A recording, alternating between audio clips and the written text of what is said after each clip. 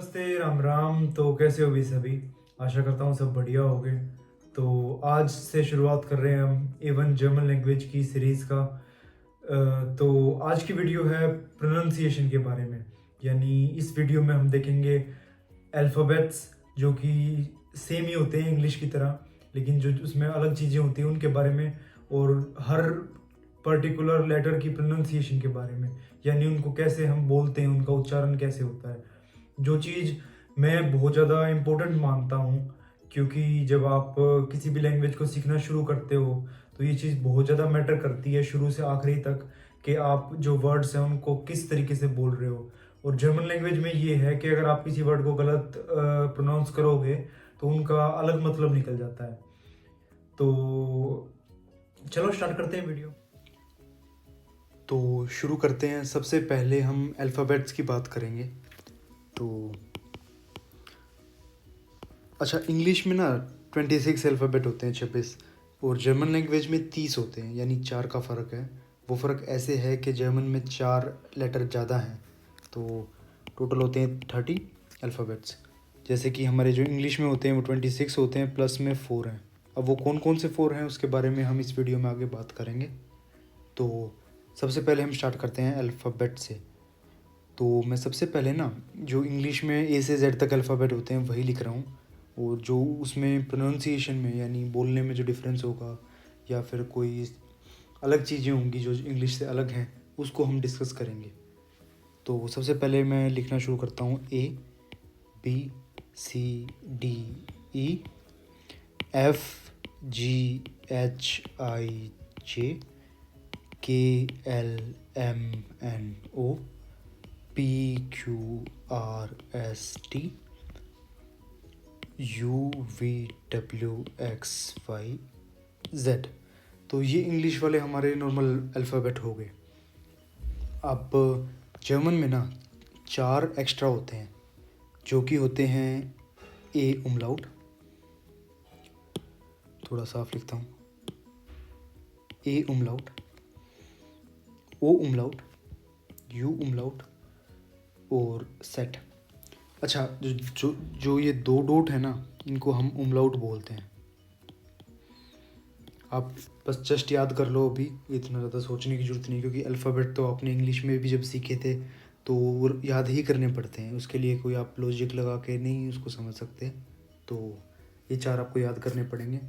इनको अलग प्रोनाउंस किया जाता है, बोला जाता है, वो हम लास्ट में देखते हैं इनको कैसे प्रोनाउंस करते हैं। तो मैं सबसे पहले ना इंग्लिश में लिखता हूँ, मतलब इंग्लिश में प्रोनाउंस करेंगे वो लिखता हूँ, और फिर बाद में मैं हिंदी में भी लिख दूँगा। तो जिनको इंग्लिश से दिक्कत होगी वो हिंदी में देख सकते हैं। जैसे ए होता है ना, उसको बोलते हैं आ। ए होता है वो आ हो जाता है। बी है वो बे हो जाता है। सी होता है वो से। जैसे से भी नहीं, और मतलब जैसे मैं हिंदी में लिखूँ तो मैं लिखूँगा से, तो इसमें क्या होता है, हल्की सी टी की साउंड आती है, जैसे से लाइक दिस। तो उसके बाद डी, डे होता है। जो ई होता है ना वो ए होता है, जैसे ए ई वाई। एफ ही रहता है सेम। जी होता है वो गे हो जाता है। एच होता है वो हा होता है। जो आई होता है ना इंग्लिश वाला, उसको हम ई पढ़ते हैं, ई, जैसे हिंदी में ये वाला ई। जे होता है वो वाई की तरह पढ़ा जाता है और उसको बोलते हैं योट। जो जे होता है उसको योट बोलते हैं, यानी ऐसे योट। जैसे जो भी वर्ड्स होंगे ना उसमें आप जे की जगह पे वाई प्रोनाउंस करोगे, उसको लिखते हैं जे लेकिन प्रोनाउंस वाई करेंगे। के होता है वो का हो जाता है।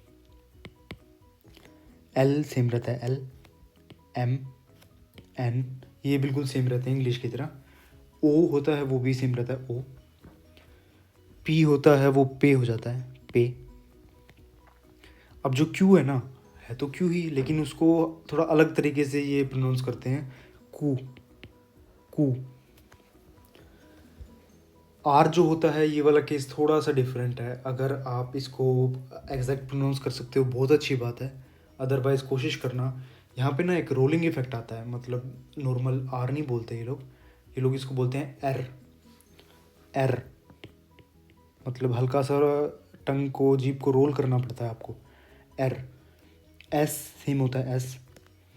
अच्छा, एस की जो साउंड होती है ना, कुछ जगह ऐसी होंगी जहाँ पे आपका जो वर्ड होगा वो एस से स्टार्ट होगा, लेकिन आप उसको प्रोनाउंस करोगे जेड से। उसके हम एग्जांपल लास्ट में देखेंगे, पहले जस्ट याद करने के लिए। एस। टी जो इंग्लिश का होता है वो टे हो जाता है, टे। टे। यू होता है वो ऊ हो जाता है, ऊ, लाइक दिस, ऊ। जो वी होता है ना वो थोड़ा अलग है, एक्सेप्शन है, इसको बोलते हैं फाउ, मतलब फाउ। खाली एफ भी लिख सकते हो आप, लेकिन याद करने के लिए फाउ मैं लिख देता हूँ डायरेक्ट, तो आपको एकदम माइंड में क्लिक होगा। फाउ। जो डब्ल्यू होता है ना उसको वी बोलते हैं, उसको बोलते हैं वे। अब एक्स, जो एक्स होता है उसको एक्स बोलते हैं। उसके बाद जो वाई होता है उसको इप्सिलोन बोलते हैं, इप्सिलोन। और जो जेड होता है उसको सेट बोलते हैं, सेट। अच्छा, तो अब ये थोड़ी सी तो कंफ्यूजिंग है ये लास्ट वाले, लेकिन आप इनको जस्ट रट सकते हो, याद कर सकते हो। टाइम के साथ आपको धीरे धीरे क्लियर हो जाएंगे। अब अलग चीज़ आती है, ये सब तो आपको याद थे पहले से, जस्ट इनकी प्रोनाउंसिएशन अलग थी। और मैं आपको ये सजेस्ट करूँगा कि आप प्रोनाउंसिएशन पे स्टार्टिंग में पहले ध्यान देना। अगर आपका एक दिन या कुछ एक्स्ट्रा टाइम लग जाता है तो वो कोई बड़ी बात नहीं है। आपको बाद में बहुत दिक्कत होगी अगर आपने किसी वर्ड को, किसी लेटर को गलत याद कर लिया और बाद में अगर आप प्रोनाउंस करते हो गलत, तो एक अच्छा इंप्रेशन नहीं जाता, आपको ह्यूरन में सुनने में भी दिक्कत होगी। तो अब इनकी बात करते हैं जो चार बिल्कुल अलग हैं। देखो, सबसे आसान जो है ना वो ये है कि जो सेट है इसको डबल एक्स बोलते हैं, ये साउंड करेगा जस्ट, ये डबल एस की। जो ए उमलाउट है उसको हम ए ही बोलेंगे, जो इंग्लिश वाला ए होता है ना वो वाला ए, यानी ए। ए। ओ होता है वो यो हो जाता है, यो। थोड़ी सी ये वियर्ड लगती है, मतलब अलग लगती है। हमारे हिंदी में या इंग्लिश में ऐसे प्रोनाउंसिएशन नहीं होती है, ऐसे लेटर नहीं होते हैं, लेकिन ये आपको याद करना पड़ेगा। यो, यू, ये हो जाएगा। यू उमलाउट जो है वो यू हो जाता है, तो यो, यू। ठीक है। अब मैं हिंदी में भी लिख देता हूँ इसके नीचे, ताकि जो लोग हिंदी से ज़्यादा समझते हैं उनके लिए आसानी हो जाएगी। जैसे जो ए है ना वो तो आ हो जाएगा, आ, बे। इसको मैं आधा त कर देता हूँ ताकि आपको याद रहे भाई, हल्की सी अलग प्रोनाउंस करना है, इसको अलग थोड़ा सा बोलना है। से, जैसे आधा त करके और से। डे। ए। एफ, ये तो फ हो गया अगर हम हिंदी में देखें तो इसको ऐसे लिख लो कि एफ। गे। हा। ई, तो ई तो मैंने लिखा भी था। अब ये हो जाता है, ये हो जाएगा, यानी योट, य। का, एल, ये सेम ही है तो इनको लिखने की जरूरत भी नहीं है, वैसे मैं लिख देता हूँ। एम, एन, ओ, ये तो सेम है। पे, इस तरह से ये हो जाएगा कू। एर।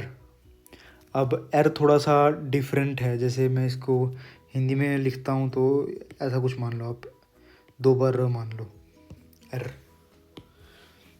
एस, टे, टे, ये वाला टे। ये हो जाएगा ऊ, ऊ के बड़ी ऊ की मात्रा, ऊ।